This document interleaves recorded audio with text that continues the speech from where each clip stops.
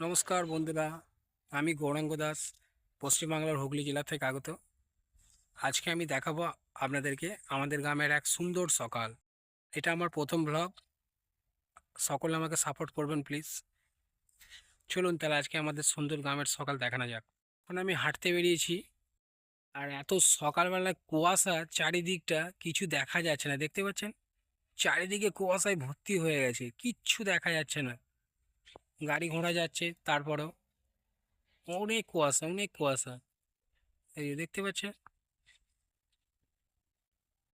এটা হলো 18 নম্বর রাস্তা। এই রাস্তা দিয়ে প্রতিদিন অনেক মানুষ কাজে যায় জীবিকার সন্ধানে। তো এই রাস্তা দিয়ে আমি এখন হাঁটছি। সূর্য মামা উঠে গেছে, দেখতে পাচ্ছ এখন। এই দেখো,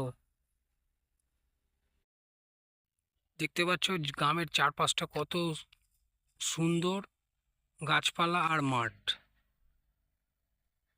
এই মাঠে এখন বীজ বপন করা হয়েছে,